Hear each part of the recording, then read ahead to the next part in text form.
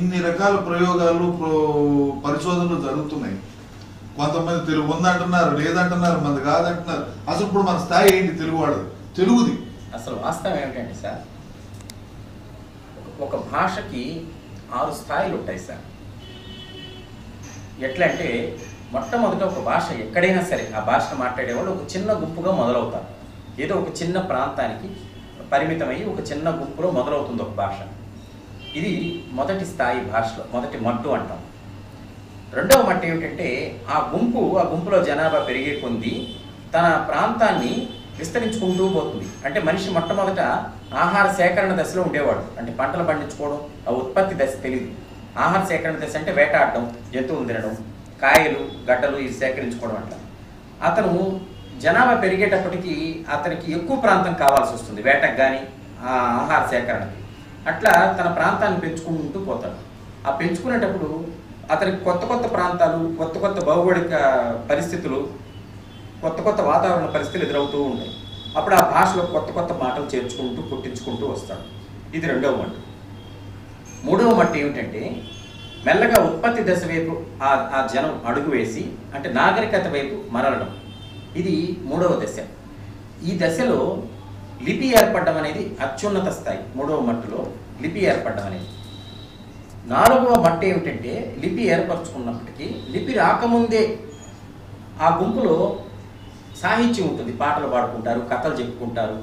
వాటన్నిటినీ తన భాషలోకి తెచ్చుకోవడం, తనకు అనుకున్న లిపిలోకి తెచ్చుకోవడం అన్నమాట. అంటే తన భాషలో ఉండేబట్టే తన లిపిలోకి తెచ్చుకోవడం. ఇది నాలుగవ మట్టు. అక్కడి నుంచి నాగరికత వైపు ఇంకా ఎదుగుతూ ఎదుగుతూ ఎదుగుతూ చివరి మట్టుకు వచ్చేటప్పటికి ఏ శాస్త్ర సాంకేతిక అవసరాలైనా సరే, ప్రపంచంలో ఏ మూల ఏ భాషలో పుట్టినవైనా సరే వెంటనే తన భాషలోనే తన కుదురు తన అడుగు మాటల నుంచే పుట్టించుకోగలగడం అత్యున్నత స్థాయి సార్. ఇది భాషలో ఉండే స్థాయి. వీటిల్లో అతి కొద్ది భాషలు మాత్రమే రెండవ మట్టును దాటి మూడవ మట్టుకి ఎదిగి ఉన్నాయి. ఉదాహరణకి ప్రపంచంలో 6000 భాషలు ఉంటే ఈ 6000 భాషల్లో లిపి కలిగిన భాషలు కేవలం ఒక 200, 250 లేదా 300 భాషలు మాత్రమే ఉన్నాయి. అంటే లిపి కలిగి ఉండే భాషలు మూడవ మట్టుకు వచ్చినట్టు. మూడవ మట్టుకి ఎదిగిన భాషలు చాలా కొద్దిగా ఉన్నాయి. మూడవ మట్టులో మళ్ళీ లిపి తనకంటూ సొంత లిపి ఉండేటి పక్క నుంచి అప్పు తెచ్చుకున్న లిపి. ఇప్పుడు హిందీ ఉంది, హిందీకి సొంత లిపి లేదు, దేవనాగరి లిపిని వాడుకుంటారు వాళ్ళు. కానీ తెలుగుకి 1000 సంవత్సరాలుగా సొంత లిపి ఉంది. మూడవ మట్టులో కూడా మళ్ళీ తేడా ఉంది. అక్కడి నుంచి శాస్త్ర సాంకేతిక అవసరాలన్నీ తన భాషలోనే చెప్పుకోగలగడం అనే స్థాయికి చేరిన భాషలు ప్రపంచంలో కొద్దిగా 3-4 భాషలు మాత్రమే మనం చెప్పుకోగలం. ఇప్పుడు హీబ్రూ ఒకటి, అరబిక్ ఒకటి. అంటే ఇప్పుడు తమిళం ఆ స్థాయికి చేరుకుంది. మన తెలుగు పరిస్థితి ఏమైందంటే మనము తెలుగు మూల ద్రావిడం నుంచి క్రీస్తు పూర్వం దాదాపు 2000 సంవత్సరాల నాడు అంటే ఋగ్వేద కాలం నాటికే విడిపోయిందని చెప్పేసి ప్రముఖ భాషా శాస్త్రవేత్తలంతా పరిశోధన చేసి తేల్చారు. అంటే ఇప్పటికీ సుమారుగా 3500 నుంచి 4000 సంవత్సరాల నాడు తెలుగు అనేది స్పష్టంగా మూల ద్రావిడం నుంచి విడిపోయింది. అక్కడి నుంచి మూల ద్రావిడం నుంచి విడిపోయిన తర్వాత మూడవ మట్టుకి మన భాష అంటే తనకంటూ తన సొంత లిపిని ఏర్పరచుకునేది భారతదేశంలో దొరికిన ప్రాచీనమైన లిపులో హరప్పా మొహంజోదారో లిపి. దాన్ని చదవలేకపోతున్నాం ఇప్పటికీ. దాదాపు ఆ కాలం నాటి లిపి మనకు కర్నూలు జిల్లా తుంగభద్ర లోయలో దొరికింది. దీన్ని మలయాండి, కాశీ పాండ్యన్ అనే 2 తమిళులు గొప్ప పరిశోధన చేసి తేల్చారు ప్రాచీన తెలుగు లిపి అని. ఈ లిపి సుమారుగా 5000 సంవత్సరాల నాటి లిపి. అది పక్కన పెడితే కూడా భారతదేశంలో దొరికిన మొట్టమొదటి బ్రాహ్మీ లిపి మొట్టమొదటి దొరికింది. మొట్టమొదటి శాసనం గుంటూరు జిల్లా బట్టిప్రోలో దొరికింది. దాని తర్వాతనే అశోకుడి శాసనాలు వచ్చినాయి ఈ దేశంలో. అంటే అశోకుడి కంటే ముందు మనకు బ్రాహ్మీ లిపి ఆంధ్రప్రదేశ్ నడిబొడ్డున గుంటూరు జిల్లా బట్టిప్రోలో దొరికింది. అంటే 2300 సంవత్సరాల నాటికే తెలుగు వాళ్ళకి తనదైన లిపి ఉంది. అయితే అక్కడి నుంచి 4వ మట్టుకు ఎదగలేకపోయింది తెలుగు. కారణం ఏమిటంటే ప్రాకృతం పేరు బౌద్ధం ప్రాకృతం అనే ఒక భాషను తీసుకొచ్చింది ఇక్కడికి. తీసుకురావడంతో అదే సమయానికి తమిళులు ఏం చేశారంటే సంఘ సాహిత్యం పేరుతో అక్కడ చేర, చోళ, పాండ్య వంశాలు వాళ్ళు తమిళ రాజులు అక్కడ రాజ్యానికి వచ్చారు.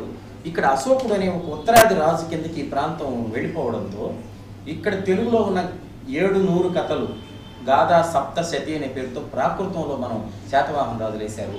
అదే సమయానికి అక్కడ తమిళంలో సంఘ సాహిత్యం వచ్చింది. ఆ తర్వాత ఇప్పటి వరకు కూడా మనము మూడో మట్టులోనే ఆగిపోయాం. కానీ శాస్త్ర సాంకేతిక అవసరాలకి అనుగుణంగా సొంతంగా భాషని దిద్దుకోవడంలో మనం విఫలమవుతూనే వస్తున్నాం తెలుగు సమాజం. అంటే ఎట్లా అంటే, ఒక ఉదాహరణ, సహజంగా ఎదిగిన భాషలో 3 రకాల మాటలు ఉంటాయి. బేస్ వర్డ్స్ అంటారు, అంటే కుదురు. డిఫ్లెక్షన్స్ అంటే వంపులు. బారోస్ అంటే అప్పు తెచ్చుకుని. సహజంగా ఎదిగిన భాషలో బేస్ వర్డ్స్ 15% అంటే 15%, 75% వంపులు, 10% అప్పులు ఉండాలి.